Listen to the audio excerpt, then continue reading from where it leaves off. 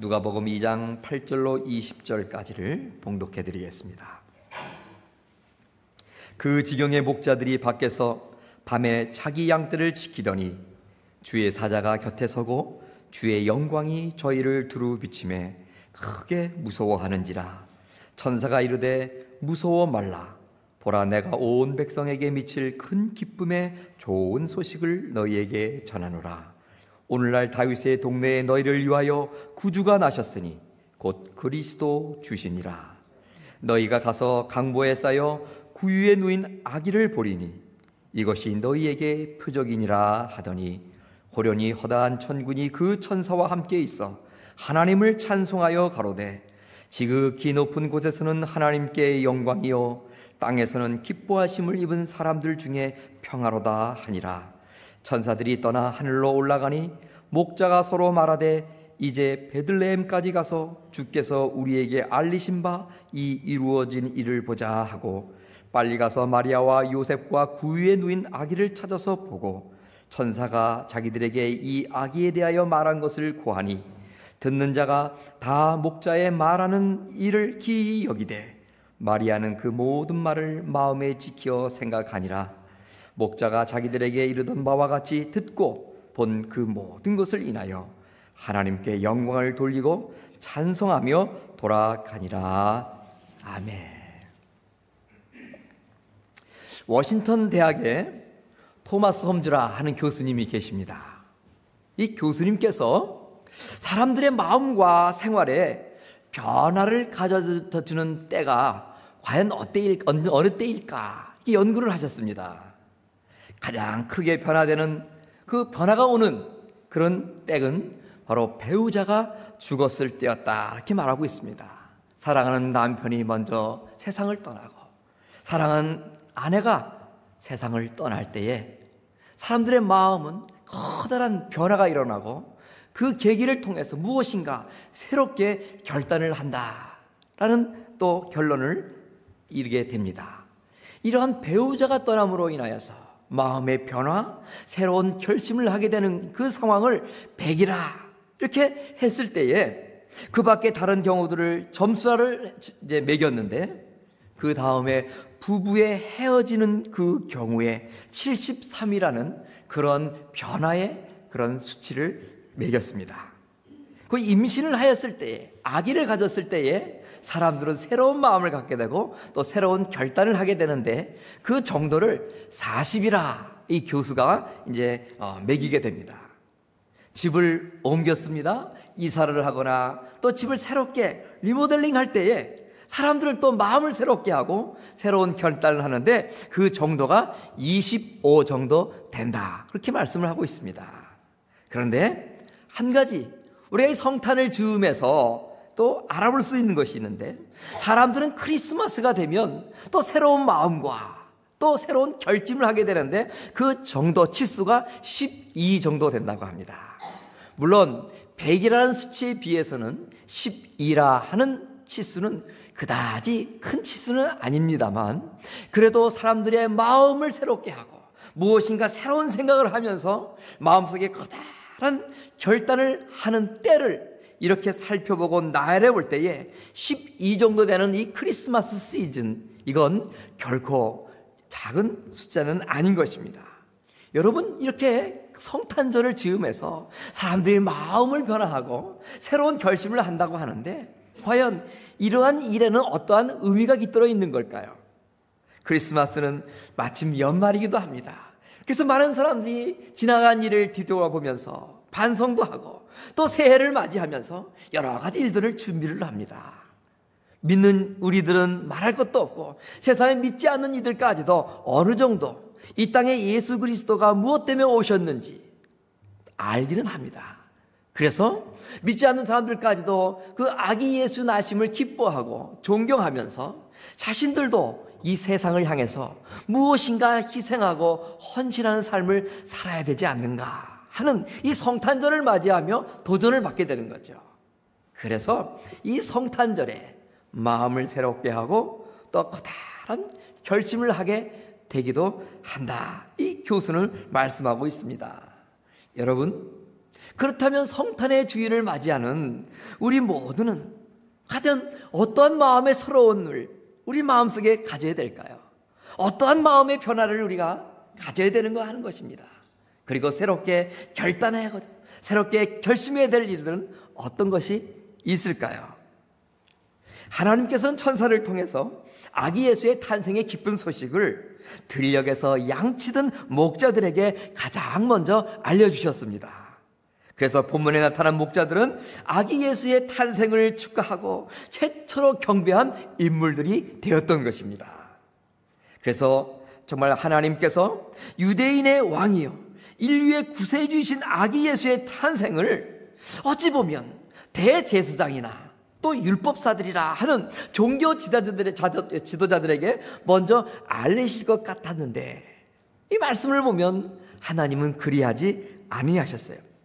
그리고 이들이 정말 이러한 사실을 알았다면 이들이 먼저 그 예수님 앞에 나갔어야 됐을 텐데 말씀을 보면 이들은 결코 그 아기 예수 그리스도를 찾지 않으셨던 것입니다. 이처럼 목자들에게 가장 먼저 알리시고 그들로 하여금 주님의 탄생을 축하하게 하신 것은 매우 납득하기가 어려운 이야기입니다. 하지만 우리가 이 말씀을 보면서 이때의 정황을 조금만 살펴본다면 하나님께서 왜 그 목자들에게 가장 기쁜 소식을 전하고 그 소식을 들은 목자들은 아기 예수를 경배하였을까 하는 그 이유를 알 수가 있게 되는 것입니다. 하나님께서 예수 탄생의 기쁜 소식을 가장 먼저 알려주셨던 목자들은 그런 과연 어떤 사람들이었습니까? 무엇 때문에 하나님은 목자들에게 가장 먼저 예수님의 탄생을 알게 하셨습니까? 이를 통해서 우리 또한 하나님의 복된 소식을 전하는 일꾼으로 쓰임받으려면 어떤 성도가 되어야 하는가 하는 것을 깨달을 수가 있습니다. 그래서 성탄을 맞이하는 우리 모두 주님께 쓰임받는 일꾼이 되겠노라 새롭게 마음을 갖고 결단할 수 있기를 바랍니다. 오늘 예수 그리스도께서 탄생하심으로 인해서 많은 사람들에게 알리기 전에 먼저 하나님은 목자들에게 이 소식을 전하셨어요. 그 이유 가운데 우선 첫 번째는 바로 이 목자들은 낮고 천한 자들이었다는 것입니다. 아기 예수 탄생의 기쁜 소식을 가장 먼저 듣고 경배한 목자들은 당시 사회 신분상으로 살펴보면 매우 낮은 자들이었어요. 천한 자들이었습니다.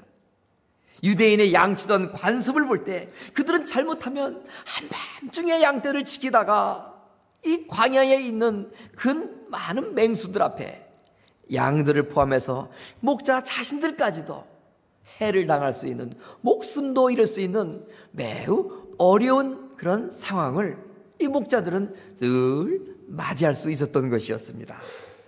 따라서 심하게 표현하면 그들은 양보다도 하찮게 대우받는 존재가 아닐까라고도 생각할 수 있는 대상들이 바로 이 한밤중에 광야에서 양떼들을 지키던 목자들이었던 것이죠.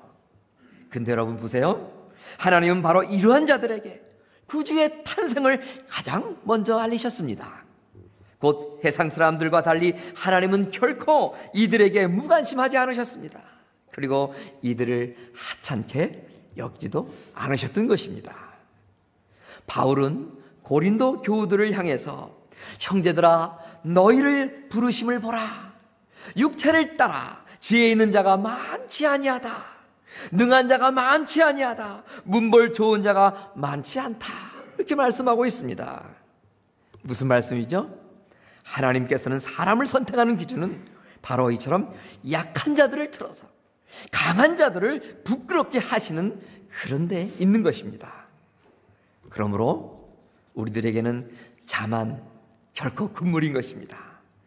또 내가 약하고 연약하다 할지라도 자기를 비하한다든지 자기를 학대한다든지 낮은 이 열등감 속에서 살아갈 필요가 없는 것입니다. 약한 자는 자신의 인생을 사랑할 수 있어야 됩니다. 저와 여러분은 하나님께서 정말 천하보다 귀한 한 존재로 여기시고 오늘도 우리를 귀하게 여기시기 때문입니다. 좀 남들보다 가진 것이 많고 여러 가지 자랑할 것이 있는 사람이라면 약한 자들을 존귀히 여겨야 됩니다. 이런 자들에게 하나님께서는 구원의 복된 소식을 전해주시고 하나님 나라의 귀한 일꾼으로 하나님께서는 들어 사용하시는 것입니다. 또 한 가지 목자들의 특성이 있었습니다. 목자들은 바로 성실한 자들이었다는 것입니다. 여러분, 그러면 약하고 낮은 자라고 해서 모두 하나님의 사랑과 관심과 은총을 받는 대상이 되는 걸까요? 만일 그렇다고 하면 약하고 천한 것은 절대적인 선이 될 수가 있죠. 그러나 약하고 천한 것이 절대적인 선이 될 수는 없습니다. 하나님께서는 약하고 낮은 목자들에게 아기 예수 탄생의 복된 소식을 먼저 알리신 이유는 그들이 바로 성실했기 때문입니다.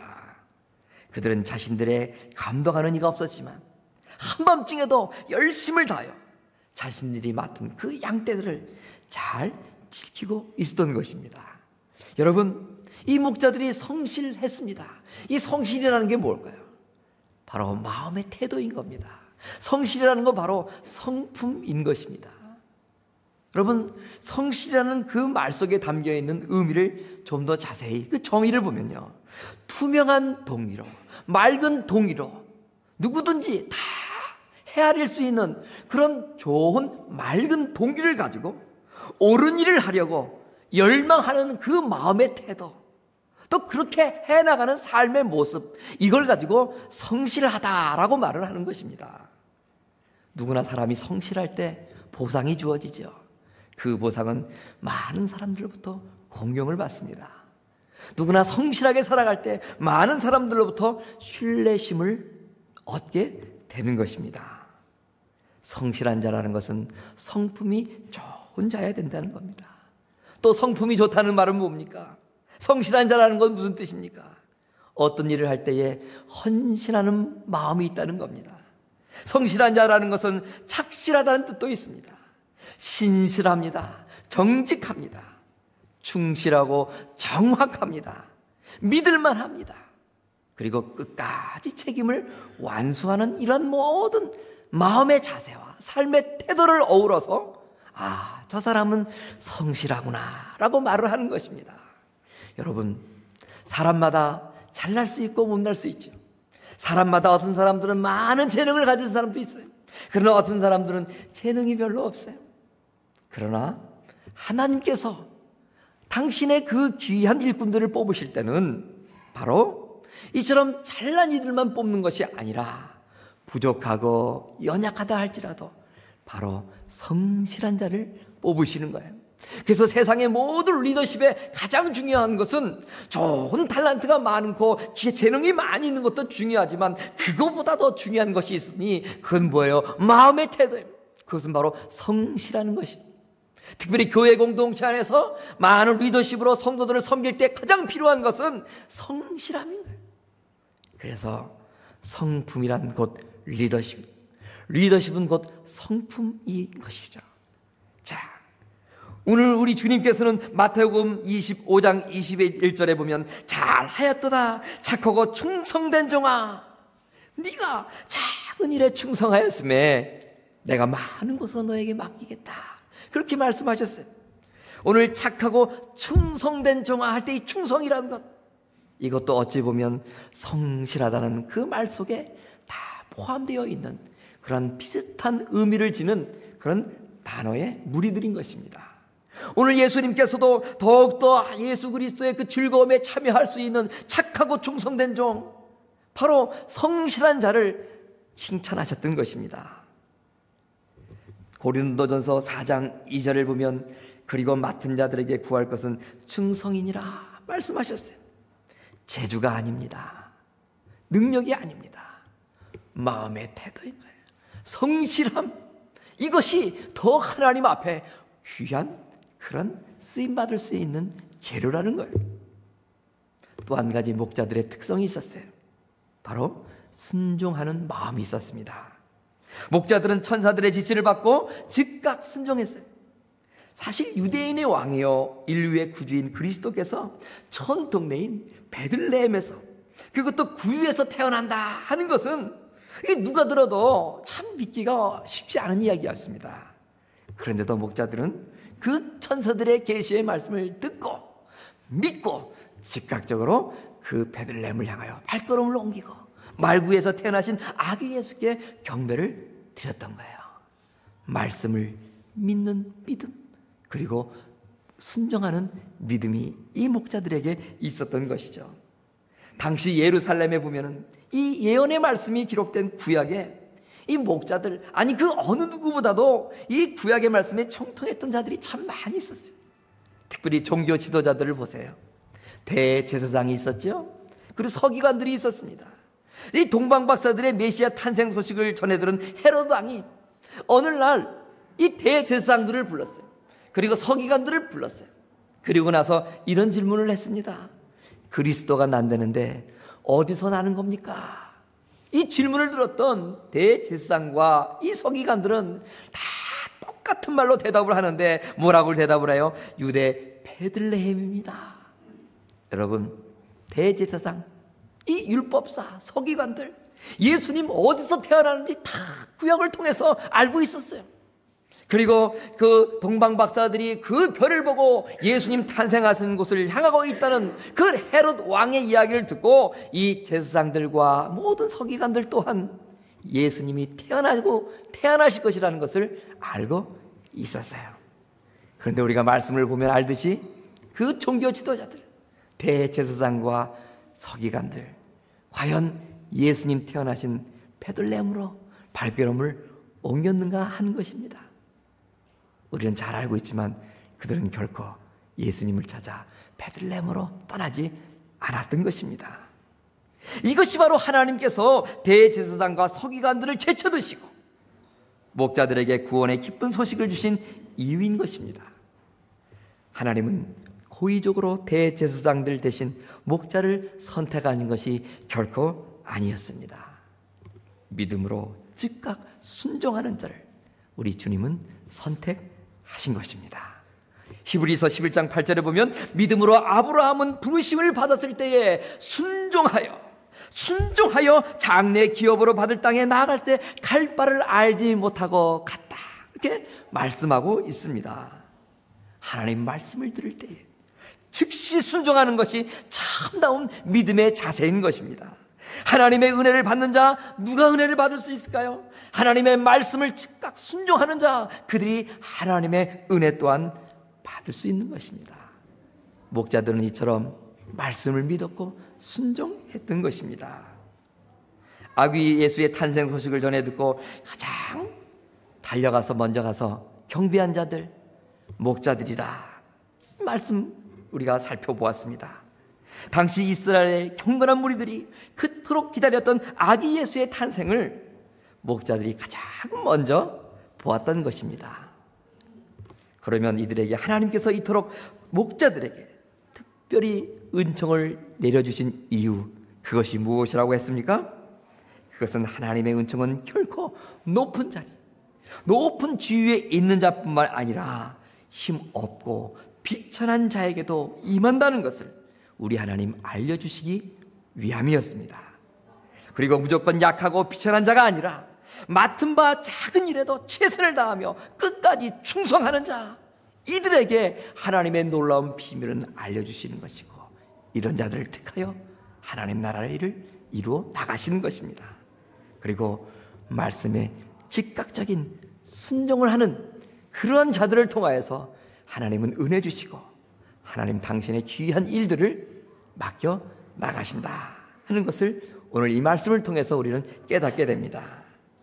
늘 우리는 겸손하여 맡은 바 일에 충성을 다하고 즉각적인 말씀 앞에 순종할 수 있는 그런 목자들과 같은 산 믿음을 소유한 저와 여러분, 우리 모두가 되기를 주의 이름으로 축원합니다.